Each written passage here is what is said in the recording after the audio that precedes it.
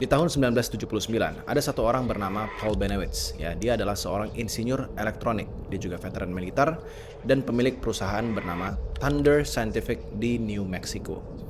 Kliennya juga orang-orang besar ya dari Angkatan Udara Amerika sampai juga ke NASA.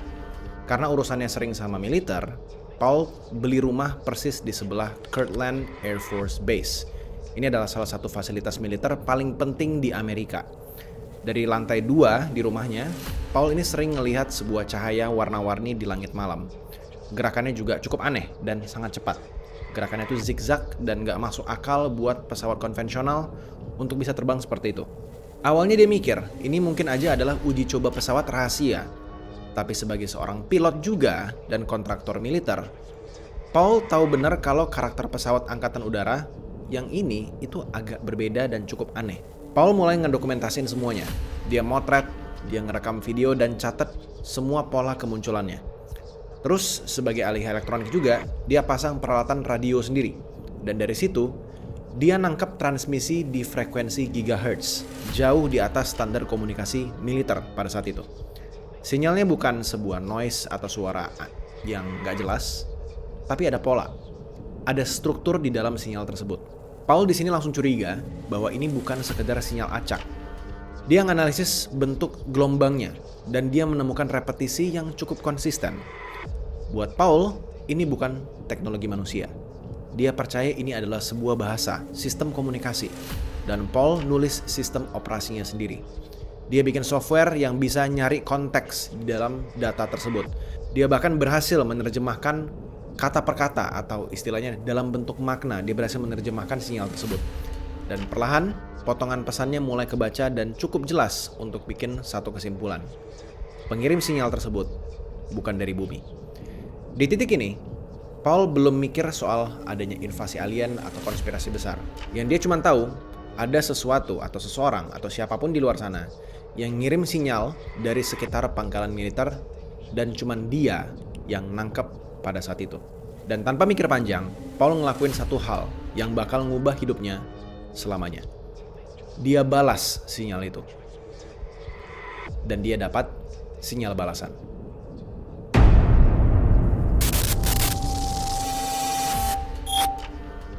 Kenalin, nama gue Josh Kultom. Ini adalah channel kedua gue, namanya adalah Stigma alias Skeptik Bersama. Ya, gue buat channel ini karena emang gue suka cerita yang bikin skeptis sebagai entertainment. Jadi daripada gue upload di channel utama gue dan topiknya jadi gak nyambung sama sekali, gue buatlah channel kedua ini. Kalau kalian suka channel ini, please subscribe, like video ini, dan ramein komen di bawah biar gue punya banyak alasan untuk terus bikin video di channel ini. Di sepanjang video ini juga bakal ada kuis yang kasih kalian hadiah Rp200.000 dalam bentuk crypto USDT untuk satu orang pemenang. Jadi jangan skip videonya dan kalian tinggal ikutin aja instruksi kuisnya yang muncul di tengah-tengah video nanti. Itu aja guys, jangan lupa hadiahnya. Kita mulai ke video ini.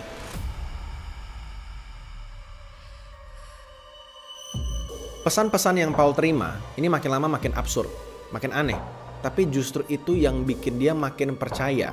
Format transmisinya juga makin acak, tapi semacam punya struktur. Ada pola pengulangan, ada urutan yang kedengaran konsisten, dan ada istilah-istilah asing yang lama-lama mulai kebaca. Misalnya tentang wanita bumi, regenerasi, pesawat yang jatuh. Itu literally kalimat-kalimat yang ditemukan dalam sinyalnya.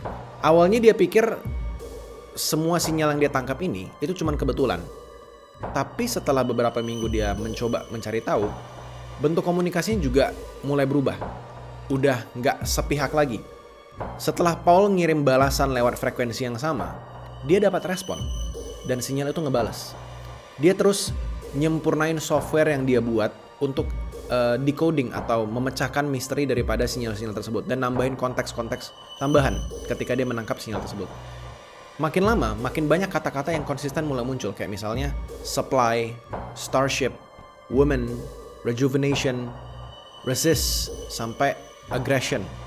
Dan semua itu seolah-olah nunjukin satu narasi besar, yaitu ada ras alien yang udah tinggal di bumi, mereka butuh manusia buat alasan biologis, dan mereka punya rencana jangka panjang.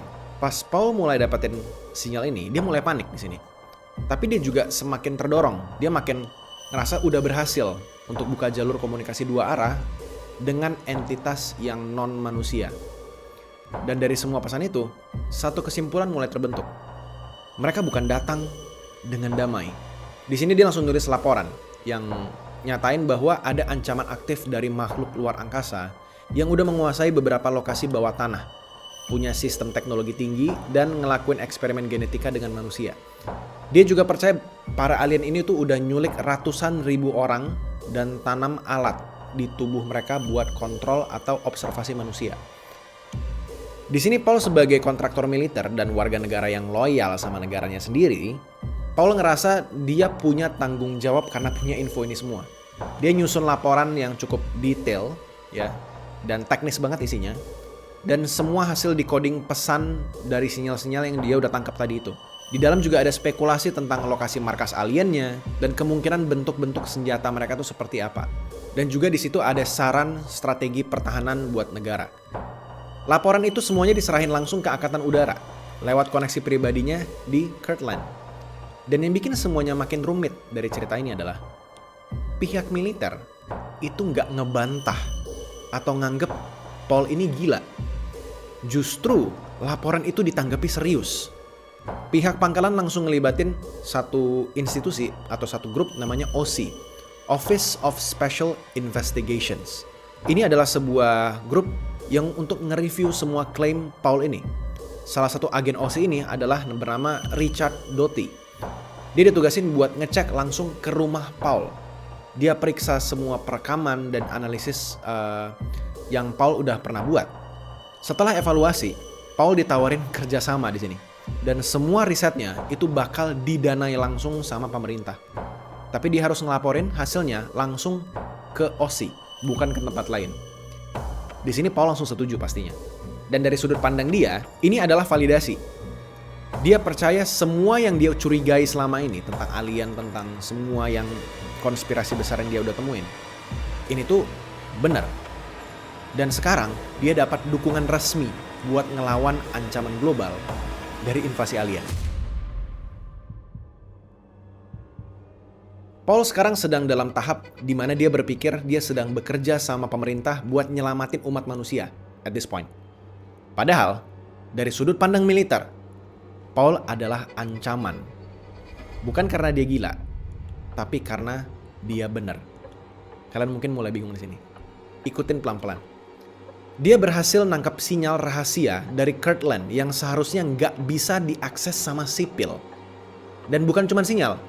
Foto-foto yang dia ambil dari balkon rumahnya itu nunjukin bentuk objek terbang yang sebenarnya itu adalah bukan alien, bukan UFO, tapi adalah pesawat eksperimental milik Angkatan Udara. Dua hal ini bikin Paul terlalu tahu atau terlalu dekat dengan teknologi yang harusnya dirahasiakan sama pemerintah. Solusinya apa? Bukan nyuruh Paul berhenti. Justru sebaliknya. Dan ini menurut gue cukup fucked up. Mereka ngedorong dia untuk terus masuk lebih dalam dan coba riset lebih dalam lagi. Tapi ke arah yang mereka kontrol, yang OSI kontrol. OSI lewat agennya yang bernama Richard Doty ini mulai ngasih dorongan halus ke Paul. Tanpa harus bohong terang-terangan, ya. Doty cukup ngevalidasi aja semua asumsi Paul sedikit demi sedikit. Kadang cuma dengan ya senyum kecil, atau kadang dengan kalimat-kalimat yang ambigu, tapi itu udah cukup kuat buat memperkuat kepercayaannya Paul bahwa dia sedang benar-benar berkomunikasi sama alien. Paul di sini makin percaya dia lagi hadapin invasi yang skalanya itu global dan sangat besar. Tapi tanpa dia sadari, semua bukti yang dia temuin itu semuanya udah dimanipulasi sama OSI. Beberapa lokasi yang dianggap markas alien bawah tanah, kayak misalnya di Archuleta Mesa di Dulce, sebenarnya emang penuh dengan anomali di sana, memang banyak kejadian aneh. Tapi sebagian besar struktur yang dia foto ternyata itu baru benar-benar dipasang atau baru dibangun sama tim OSI sendiri supaya Paul ngeliat. Jadi mereka taruh properti di gunung. Mereka taruh ventilasi buatan, taruh struktur logam yang aneh, bahkan jejak-jejak kendaraan yang seolah-olah itu berasal dari luar bumi. Semuanya untuk nguatin ilusi supaya Paul makin percaya. Dan gak cuman itu, ada helikopter hitam yang tiba-tiba terbang malam-malam di jalur yang itu bisa langsung dilihat dari rumah Paul. Dan waktu Paul ngerekam dan lapor kepada OSI, militer itu pura-pura terkejut kayak, wah kamu menemukan sesuatu yang ini kita nggak tahu nih, ini sesuatu yang sangat besar. Tapi semuanya itu sudah dirancang sama militer. Bahkan perangkat radio dan komputer milik Paul yang dia pakai buat decoding sebuah pesan-pesan sinyal alien tadi itu udah dimodifikasi diam-diam sama mereka. Jadi pesan-pesan alien yang dia terima sebenarnya tadi di awal itu diproduksi dan dikontrol sama pihak intelijen. Mereka yang ngirim sinyalnya, mereka juga yang ngatur softwarenya. Dan di sini kondisi mental Paul udah makin dalam, dia makin tenggelam dalam cerita ini. Tapi dari kacamata OSI, eksperimen ini berhasil. Mereka berhasil ngubah seseorang ilmuwan yang sangat rasional pikirannya jadi target yang gampang sekali dikontrol, sekaligus penyangga kebohongan. Karena semakin banyak informasi alien aneh yang keluar dari Paul, semakin kecil kemungkinan publik atau akademisi serius untuk nganggap berita dari Paul ini valid. Setelah kerjasama dengan si OSI ini berjalan, Paul mulai nerima dokumen yang kelihatannya jauh lebih resmi dari apapun yang dia pernah pegang sebelumnya. Salah satunya itu disebut dengan nama Project Aquarius.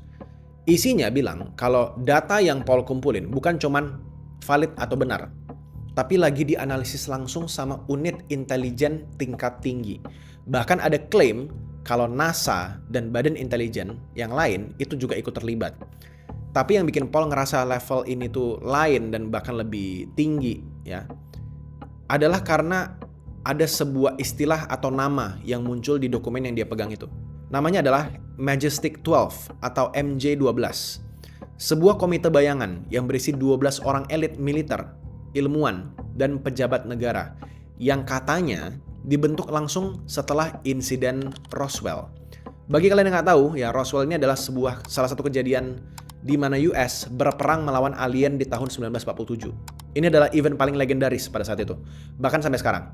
Tapi insiden Roswell itu dicap sebagai balon udara oleh negara. Ya, tapi ya itu cerita lain, kita back to topic dulu aja. Nah, balik ke Majestic 12 atau Majestic 12. Tugas daripada 12 orang ini itu disebut cuman satu, ngurusin semua urusan alien dan teknologi sampai biologis-biologisnya. Nama MJ12 ini nggak pernah muncul di arsip publik manapun. Tapi sekarang itu nongol di depan matanya Paul. Lengkap dengan cap rahasia dan tanda tangan presiden. Ada tanda tangan presiden di dalam dokumen yang dia pegang. Buat Paul, ini adalah konfirmasi kalau semua yang dicurigai selama ini itu benar. Dan di titik ini, cara pandang Paul melihat dunia itu mulai berubah dan lebih tepatnya sudah berubah. Dia percaya komunikasi yang dia tangkap bukan kebetulan, dia ngerasa dipilih sama universe. Dia yakin alien tahu siapa dia dan pemerintah sengaja ngebiarin dia itu jadi perantara. Dan akhirnya Paul mulai nyusun satu laporan besar yang bernama Project Beta. Isinya bukan cuma hasil decoding, tapi peta ancaman, ada estimasi jumlah korban, dan rancangan senjata buat ngelawan entitas non-manusia yang dianggap benar ini. Yang Paul nggak tahu, semua fondasi kepercayaan itu berdiri di atas dokumen palsu. Dan FBI nantinya bakal nyatain bahwa dokumen yang dikasih MJ12 itu adalah palsu. Tanda tangan Presiden Truman pada zaman itu di dalamnya adalah hasil fotokopi dan juga dokumen-dokumen lain yang dianggap palsu.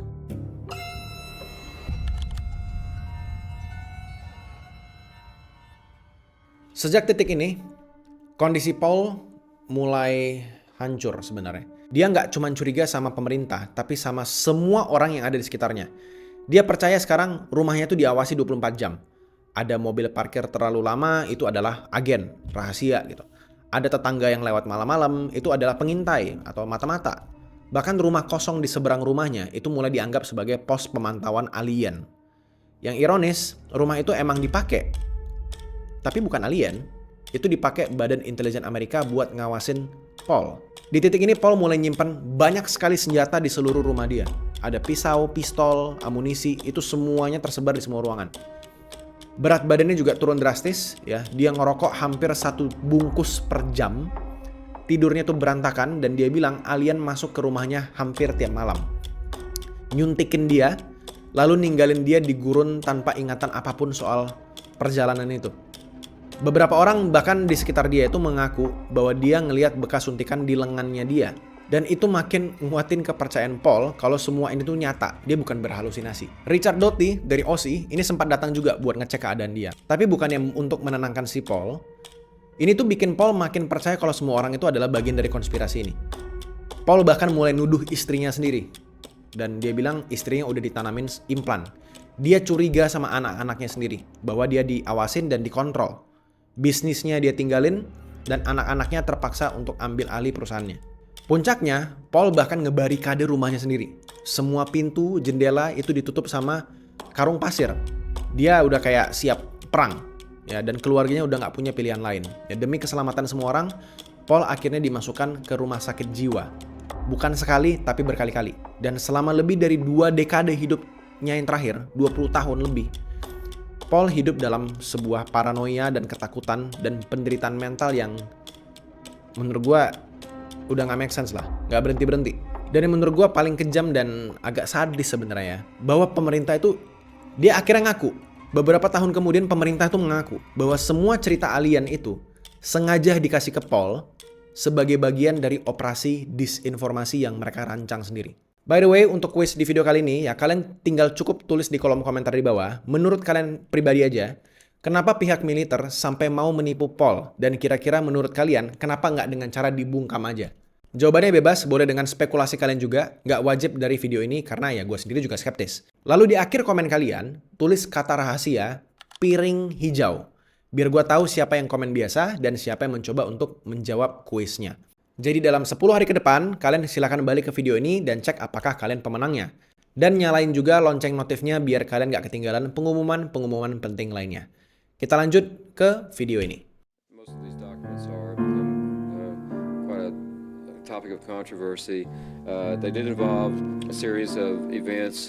Paul Bennewitz akhirnya meninggal di tahun 2003 di usia 75 tahun. Dia meninggal sebagai orang yang dicap orang gila. Padahal kenyataannya dia adalah korban. Bukan korban alien, tapi korban pemerintahnya sendiri. Semua yang dia percaya soal invasi, base bawah tanah, penculikan massal, dan implan manusia itu bukan hasil imajinasinya. Itu adalah pure 100% manipulasi sistematis dari operasi kontra intelijen resmi dari Amerika. Tujuan mereka jelas, nutupin proyek militer rahasia. Nah, yang bikin ceritanya makin gelap di sini adalah Richard Doty yang dari OSI tadi itu, sampai hari ini itu masih muncul di konferensi UFO. Masih diwawancarain dan masih dianggap sebagai sumber. Bahkan, masih bilang sebagian besar informasi yang dulu dia sebar itu adalah benar. Mana yang bohong, mana yang nyata, kita udah nggak tahu lagi mana yang benar. Dan itu inti dari disinformasi. Bukan bikin orang percaya sama kebohongan, tapi bikin orang nggak tahu harus percaya yang mana. Gimana guys? Gua kasihan sih sama si Paul. Dan separah itu ternyata institusi di negara itu mau menipu seseorang atau masyarakat sipilnya sendiri. Kita masih banyak video skeptis bersama lainnya ya ke depannya. Dan kalau kalian tertarik nonton video lainnya, silahkan klik video di kiri kanan ini. Karena masih banyak lagi video ke depannya guys. Jangan lupa di subscribe. Kita ketemu lagi di video lainnya. Bye-bye.